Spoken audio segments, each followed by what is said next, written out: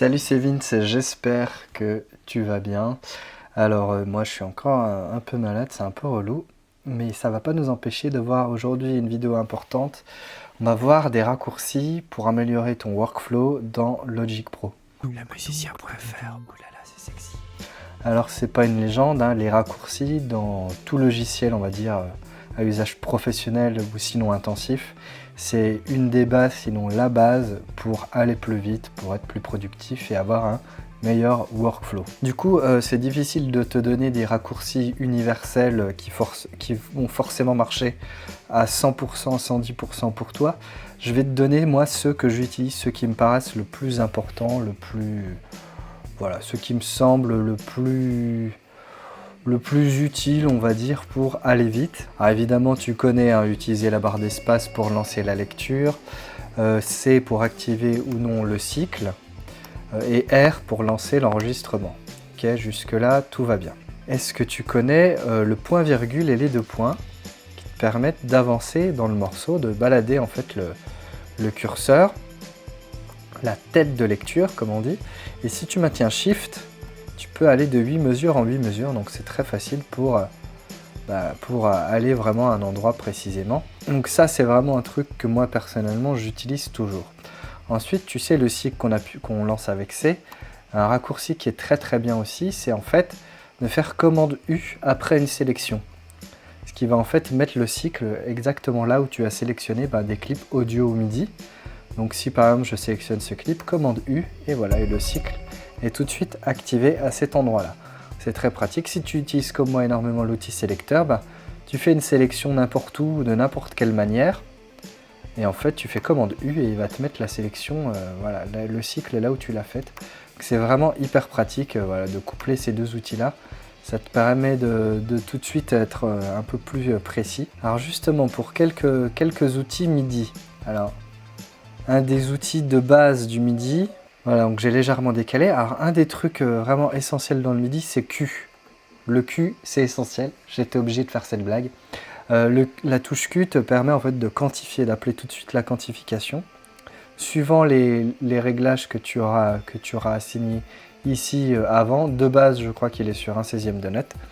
Et en fait ça te permet alors soit d'aller, je la redécale, soit d'aller quantifier une note que tu viens sélectionner précisément, okay, soit en sélectionnant toute une région MIDI, de venir et de quantifier toutes les notes contenues dans cette région MIDI. Donc Q, c'est juste essentiel. Alors il y a un autre truc qui est pas mal aussi, si tes notes vont avoir tendance à se recouvrir comme ça, tu peux appliquer l'outil ou le raccourci chevron, permet en fait de supprimer tous les recouvrements de notes MIDI d'une sélection. Donc si par exemple je prends toutes mes notes ici, que j'augmente, voilà, et que je fais chevron, hop, toutes mes notes ne sont de nouveau plus recouvertes.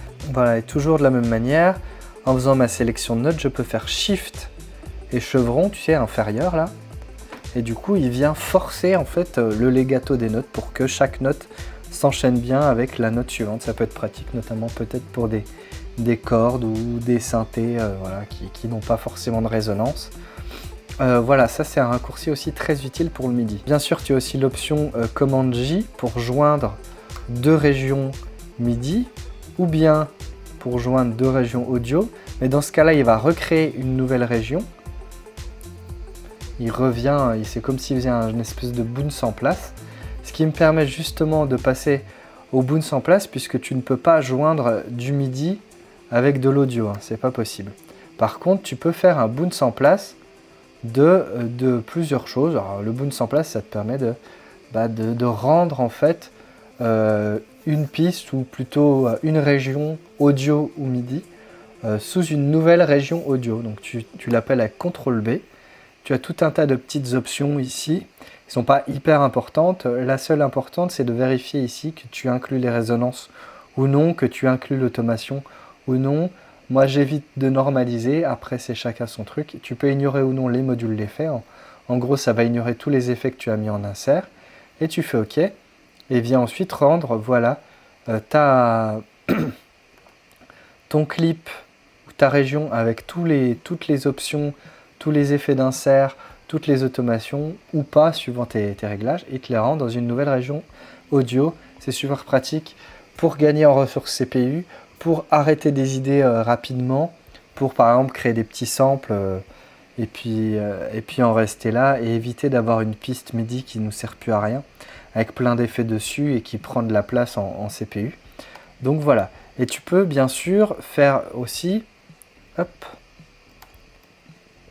tu peux bien sûr faire une sélection de régions MIDI et audio. Ok. Et venir aussi pareil rendre ces deux options, ces deux pistes, pardon, je suis un peu fatigué. Voilà, en une nouvelle piste, hop, qu'on va retrouver ici.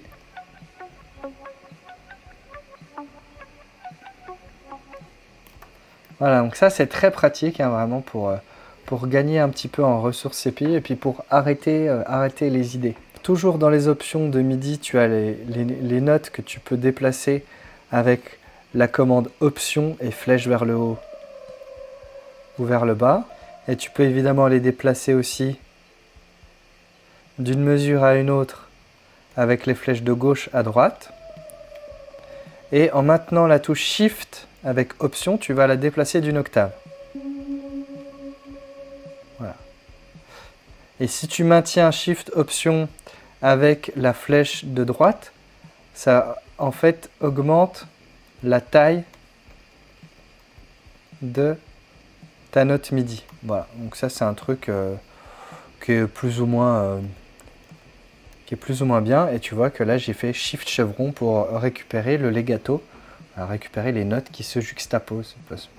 Pas forcément un legato en tant que tel, mais voilà. Alors encore un petit truc moi que j'utilise tout le temps, c'est bien sûr la touche Z qui te permet en fait d'afficher au maximum le projet dans un espace donné. Donc ça c'est assez pratique. Voilà. Il essaie au maximum de rendre visible la session, donc c'est très pratique si par exemple tu es allé et que tu as fait un truc assez précis. Par exemple, on va venir ici zoomer, voilà, et tu reviens ici, tu appuies sur Z. Et du coup, ça te permet aussi de zoomer comme je viens de le faire. Tu fais une sélection, soit une région MIDI ou audio, tu appuies sur Z, ou soit un groupe, tu appuies sur Z et il vient venir zoomer précisément sur ta sélection. Et quand tu rappuies de nouveau sur Z, il fait un zoom arrière. Donc ça, c'est très pratique. Une autre option pour zoomer que j'utilise tout le temps, c'est la touche Option ou Alt, qui te permet de transformer le curseur en loop. Ensuite, tu viens tout simplement faire une sélection, hop, et il vient zoomer la sélection. Voilà, donc c'est très pratique. Et on peut ensuite faire un zoom arrière en appuyant, et en faisant un simple clic en maintenant la touche Alt. Voilà. Ça, c'est des options de zoom qui sont super pratiques. Une autre option pour zoomer, c'est évidemment la touche commande avec les flèches verticales ou horizontales qui te permettent d'agrandir ou non le projet. Hein, et tu as évidemment le zoom avec le trackpad. Bon, ça, c'est assez naturel. Un dernier truc pour gagner du temps que tu ne connais pas forcément, hein, c'est quel que soit l'endroit où tu te trouves, si tu double-cliques sur la tête de lecture, ça lance la lecture. Voilà. Et même si le cycle est activé. Parce que quand le cycle est activé et que tu lances la lecture, il commence la lecture au début du cycle. Mais si tu appuies 2 fois, voilà, tout simplement. Ça te permet comme ça d'avoir une lecture immédiate. Et puis un dernier truc, c'est les outils. Tu sais, ces outils ici qu'on utilise quand même assez souvent. Tu as l'outil primaire et l'outil secondaire. Clic droit, clic gauche, clic droit en résumé. Et tu les appelles avec la touche T. Et ensuite, avec la touche T, tu peux choisir, par exemple, T, I, pour avoir les outils ciseaux. Et tu peux appuyer sur T, T, pour appeler l'outil pointeur. Et tu peux faire la même chose avec T, commande. C'est-à-dire que T, et avec la touche commande, tu vas l'assigner en tant qu'outil secondaire.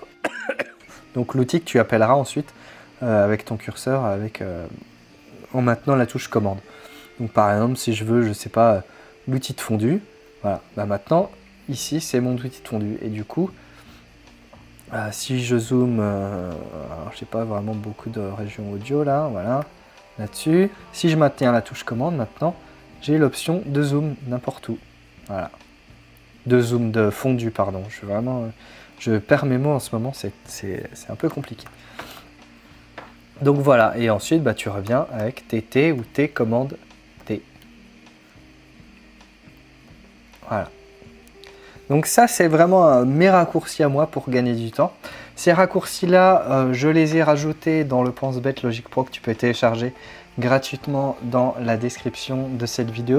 N'hésite pas à me dire en commentaire, toi, les raccourcis que tu utilises le plus souvent. Peut-être que c'est des raccourcis que j'ai oubliés qui pourraient être utiles à la communauté. Et puis, si jamais, tu as aussi les fameuses skins. Alors ça, c'est pour mon clavier Bluetooth, puisqu'évidemment, Apple, dans sa grande intelligence, a changé les claviers depuis 2-3 ans maintenant. Du coup, bah, cette skin-là, elle va plus sur mon nouveau MacBook. Mais ça, c'est une skin que j'ai utilisée énormément avec tous les raccourcis, on va dire, essentiels. Hein. Tu as tous les raccourcis qui sont là. Et du coup, tu as un code couleur qui te permet de comprendre que quand tu maintiens une touche, eh ben, ça change la fonction de la touche en question. Voilà, ça te permet vraiment d'avoir tous les raccourcis. Je te passe les Y pour la librairie, X pour la table de mixage, O pour les Apple Loops, E pour l'inspecteur de fichiers ou pour la piano roll avec P. Voilà, ça c'est les raccourcis que tu te dois de connaître si tu veux aller très vite. K pour le métronome. Voilà, tous ces raccourcis-là, ils sont notés dans la description. Tu n'as plus qu'à télécharger ça. Je t'ai mis le lien aussi pour une petite skin. Si jamais tu veux t'en acheter une, ça coûte genre 20 balles. C'est pas essentiel, mais ça peut vraiment faire la différence, surtout si tu n'es pas encore très à l'aise avec, avec les outils. Voilà, ça peut te permettre de gagner vraiment du temps. Et c'est surtout ça qu'il faut retenir, c'est quels que soient les raccourcis que tu utilises, il faut les utiliser. Voilà, c'est la seule manière de vraiment gagner du temps dans un logiciel, et quel que soit le logiciel MAO que tu utilises ou le logiciel de production, de montage vidéo, de traitement de texte, de Photoshop. C'est voilà, à ça que tu reconnais les power users. Hein. C'est des mecs qui poncent bien leur logiciel. Ils connaissent leurs raccourcis ou ils ont changé leur propre raccourci, mais ils utilisent des raccourcis. Voilà, n'hésite pas à laisser un petit pouce en l'air, à t'abonner à la chaîne avec la petite cloche, à m'envoyer aussi du Strepsil pour ma gorge. Je te laisse, fais plein de musique. Ciao!